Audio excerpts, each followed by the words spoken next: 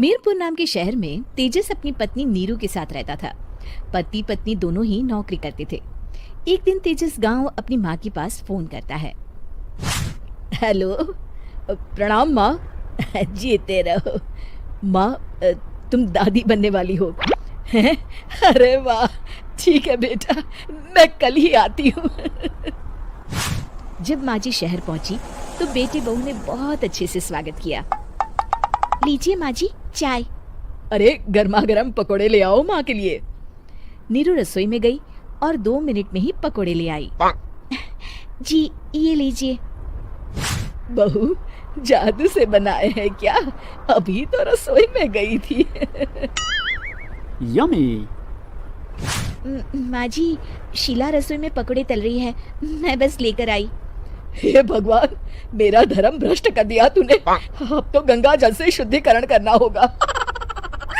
दूसरे दिन, माँ जी मैंने नाश्ता बना दिया है, ऑफिस जा रही हूँ। पर अभी तो घर का सारा काम पड़ा है। शीला आती ही होगी, झाड़ू पोछा बर्तन कपड़े वो सब कर लेगी। हमारे जमाने में घर का सारा काम हम ही करते थे।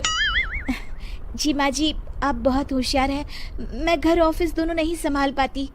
तो जरूरत क्या है घर से बाहर जाकर चाकरी करने की? वैसे भी घर का काम खुद करने से घर में बरकत आती है, समझी? पर माँ जी।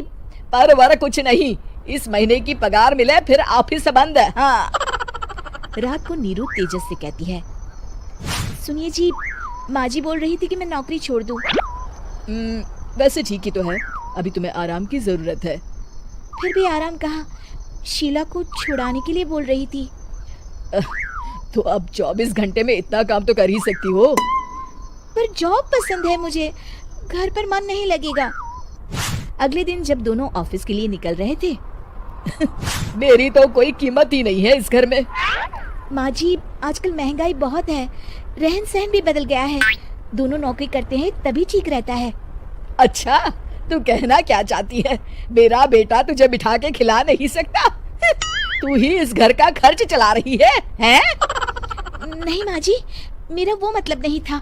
मतलब खूब समझती हूँ, ये बाल धूप में सफेद नहीं किए मैंने। हाँ।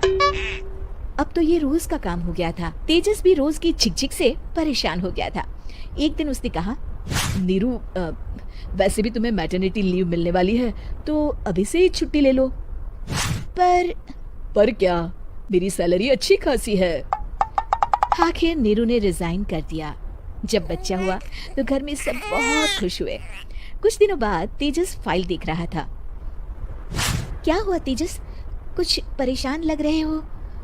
हाँ, वो हमारी जितनी सेविंग्स थी वो तो हॉस्पिटल में और छठी के फंक्शन में खत्म हो गई है नीरू।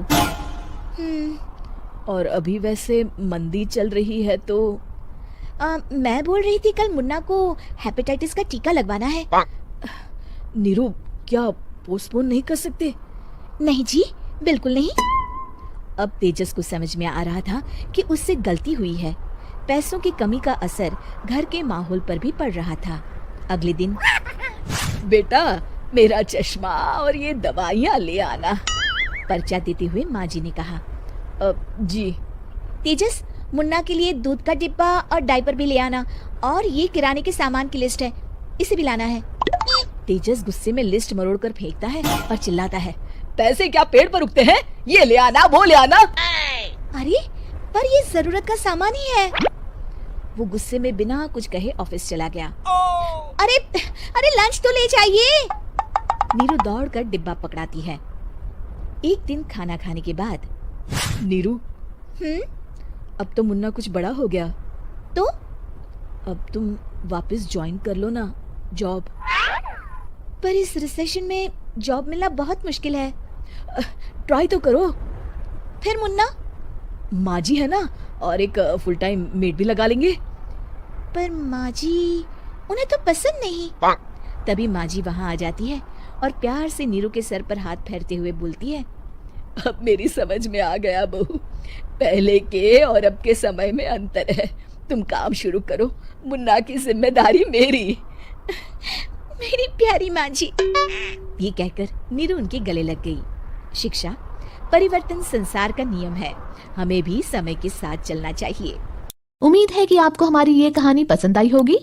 कृपया हमारे चैनल को सब्सक्राइब करें और सभी अपडेट्स के लिए बेल आइकन जरूर क्लिक करें। और हाँ, वीडियो लाइक और शेयर करना मत भूलिएगा। Bye bye.